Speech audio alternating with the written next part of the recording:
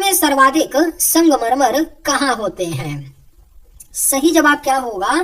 तो भारत में सर्वाधिक संगमरमर राजस्थान के मकराना में होते हैं। भारत में सबसे ज्यादा संगमरमर। Right answer option C. चलिए आज के वीडियो में बस अब देखिए 5वां नंबर प्रश्न में पूछ रहा है कि हाल ही में संपन्न हुए पेरिस ओलंपिक 2024 में भारत ने कुल कितने पदक जीते। ठीक है, तो सही आंसर जो हो जाएगा दोस्तों 5वें नंबर प्रश्न का वो हो जाएगा ऑप्शन नंबर सी हो जाएगा। ठीक है, भारत ने टोटल जो है कुल 7 पदक जीते हैं। ऑप्शन नंबर बी यहाँ पर भी सी बिल्कुल सही आंसर हो जाएगा। ठीक है, नेक्स्ट क्वेश्चन की तरफ बढ़ते हैं और देखिए यहाँ पर हमको 6 नंबर प्रश्न में क्या पूछ रहा है।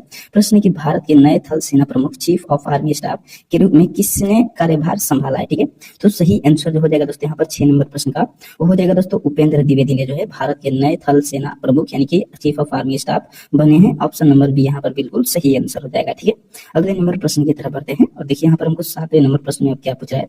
अयोध्या राम मंदिर की प्राण प्रतिष्ठा किस तिथि को संपन्न हुई। ठीक है, तो सही आंसर जो हो जाएगा दोस्तों 7वें नंबर प्रश्न का वो हो जाएगा दोस्तों 22 जनवरी 2024 को अयोध्या राम मंदिर की प्राण प्रतिष्ठा संपन्न हुई थी। ऑप्शन नंबर बी यहाँ पर बिल्कुल सही आंसर हो जाएगा। ठीक है, नेक्स्ट क्वेश्चन की तरफ बढ़ते हैं और देखिए यहाँ पर जो है 8वें नंबर प्रश्न में क्या पूछ रहा है। ठीक है, प्रश्न है कि T20 विश्व कप 2024 का प्लेयर ऑफ द टूर्नामेंट किसे चुना गया है। ठीक है, तो T20 का विश्व कप 2024 में जो प्लेयर ऑफ द टूर्नामेंट था वो किसे चुना गया था।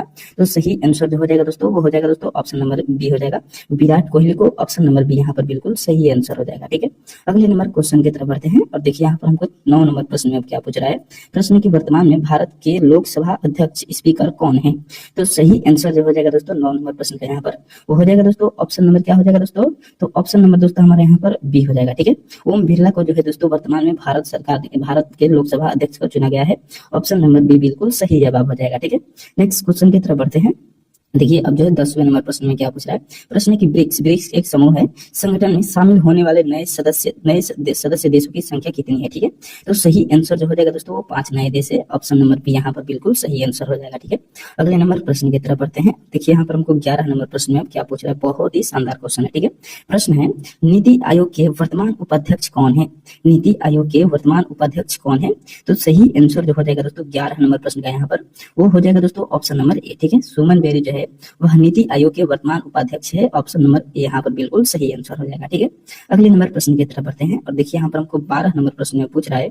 प्रश्न की हाल ही में G7 शिखर सम्मेलन 2024 का आयोजन कहाँ हुआ। G7 शिखर सम्मेलन 2024 का आयोजन कहाँ हुआ था। तो सही जवाब जो हो जाएगा दोस्तों यहाँ पर 12 नंबर प्रश्न का वो ऑप्शन नंबर बी हो जाएगा, इटली में हुआ था। ऑप्शन नंबर बी यहाँ पर बिल्कुल सही आंसर हो जाएगा। ठीक है, अगले नंबर प्रश्न की तरफ बढ़ते हैं और देखिए यहाँ पर हमको 13 नंबर प्रश्न में पूछ रहा है। साहित्य के क्षेत्र में नोबेल पुरस्कार 2024 किसे दिया गया है। तो साहित्य के क्षेत्र में जो है दोस्तों नोबेल पुरस्कार किसे दिया गया है 2024 में। तो सही आंसर जो हो जाएगा 13 नंबर प्रश्न का यहाँ पर ऑप्शन नंबर ए हो जाएगा, हांगकांग को दिया गया है। ऑप्शन नंबर ए यहाँ पर बिल्कुल सही आंसर हो जाएगा। ठीक है, अगले नंबर प्रश्न की तरफ बढ़ते हैं और देखिए यहाँ पर जो है अब हमको 14 नंबर प्रश्न में क्या पूछ रहा है। प्रश्न की भारत की पहली क्षेत्रीय एआई न्यूज एंकर का नाम क्या है। ठीक है, भारत की पहली क्षेत्रीय एआई न्यूज एंकर का नाम क्या है। तो सही आंसर जो हो जाएगा दोस्तों 14 नंबर प्रश्न का वो हो जाएगा ऑप्शन नंबर बी, लिसा नाम है। ऑप्शन नंबर बी यहाँ पर बिल्कुल सही आंसर हो जाएगा। ठीक है, अगले नंबर प्रश्न की तरफ बढ़ते हैं। अब देखिए 15 नंबर प्रश्न में क्या पूछ रहा है। भारत का नया संसद भवन किस प्रोजेक्ट के तहत बनाया गया है। भारत का नया संसद भवन किस प्रोजेक्ट के तहत बनाया गया है। तो सही आंसर जो हो जाएगा दोस्तों 15 नंबर प्रश्न का वो हो जाएगा option number B, central vista project के तहत जो है भारत का नया संसद भवन बनाया गया है। ऑप्शन नंबर बी जो हो जाएगा दोस्तों यहाँ पर बिल्कुल सही आंसर हो जाएगा। ठीक है, अगले नंबर क्वेश्चन की तरफ बढ़ते हैं और देखिए यहाँ पर जो है अब 16 नंबर प्रश्न में क्या पूछा है। यहाँ से जो हम प्रश्न देखने वाले हैं वो कंप्यूटर के प्रश्न होने वाले हैं। ठीक है, तो प्रश्न है कि कंप्यूटर सिस्टम में कट करने के लिए शॉर्टकट कुंजी क्या है। ठीक है, तो देखिए कट करने के लिए जो शॉर्टकट कुंजी है वो कंट्रोल+X होता है। ठीक है, कंट्रोल V से क्या होता है, तो कंट्रोल V से जो होता है दोस्तों पेस्ट होता है, कंट्रोल C से कॉपी होता है और कंट्रोल Z से दोस्तों पूरा यहाँ पर एथी होता है। ठीक है, तो नेक्स्ट क्वेश्चन की तरफ बढ़ते हैं और देखिए यहाँ पर हमको 18 नंबर प्रश्न में अब क्या पूछ रहा है।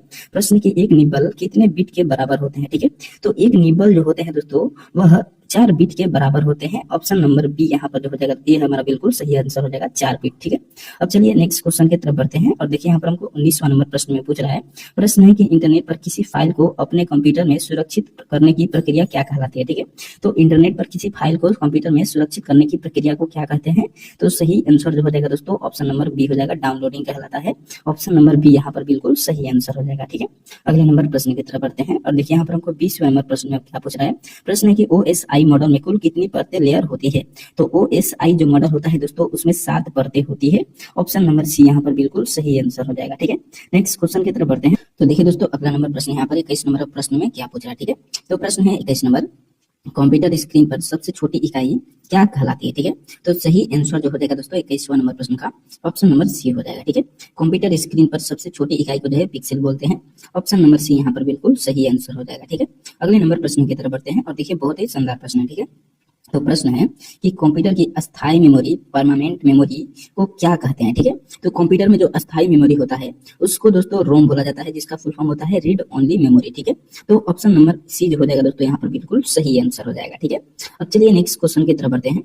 देखिए यहाँ पर हमको 23 नंबर प्रश्न में पूछ रहा है ईमेल के जनक किसे माना जाता है, ठीक है। तो ईमेल का जो जनक है दोस्तों किसको माना जाता है, तो वो दोस्तों रे टॉमलिंसन को माना जाता है। ऑप्शन नंबर बी यहाँ पर जो हो जाएगा बिल्कुल सही आंसर हो जाएगा, ठीक है। अब चलिए नेक्स्ट क्वेश्चन की तरफ बढ़ते हैं। देखिए यहाँ पर हमको 24 नंबर प्रश्न में पूछ रहा है आईपीवी वर्जन 4 एड्रेस कितने बिट्स का होता है, ठीक है। तो देखिए आईपीवी वर्जन 4 जो होता है वह 32 बिट का होता है, ठीक है। अगर आईपीवी वर्जन 6 पूछ दे तो कितना बिट का होता है, तो 64 बिट का होता है, ठीक है। इसमें थोड़ा ध्यान देना है, ठीक है। तो ऑप्शन नंबर बी यहाँ पर बिल्कुल सही आंसर है। नेक्स्ट क्वेश्चन की तरफ बढ़ते हैं और देखिए यहाँ पर हमको 25वां नंबर प्रश्न में पूछ रहा है माउस किस प्रकार का डिवाइस है। तो माउस जो है दोस्तों वह किस प्रकार का डिवाइस है, तो माउस एक प्रकार का इनपुट डिवाइस होता है, ठीक है।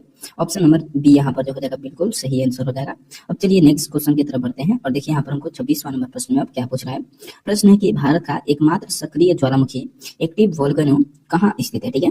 तो भारत का एकमात्र जो है सक्रिय ज्वालामुखी वह कहाँ स्थित है, तो सही आंसर जो हो जाएगा दोस्तों वो अंडमान द्वीप में स्थित है। ऑप्शन नंबर बी यहाँ पर बिल्कुल सही जवाब हो जाएगा, ठीक है। नेक्स्ट क्वेश्चन की तरफ बढ़ते हैं। अब देखिए यहाँ पर हमको 27वां नंबर प्रश्न में पूछ रहा है गुलाम वंश का संस्थापक किसे माना जाता है, ठीक है। गुलाम वंश का संस्थापक जो है किसे माना जाता है, तो सही आंसर जो हो जाएगा ऑप्शन नंबर बी हो जाएगा। कुतुबुद्दीन ऐबक को जो है गुलाम वंश का संस्थापक माना जाता है। ऑप्शन नंबर बी यहाँ पर बिल्कुल सही आंसर हो जाएगा, ठीक है। नेक्स्ट क्वेश्चन की तरफ बढ़ते हैं।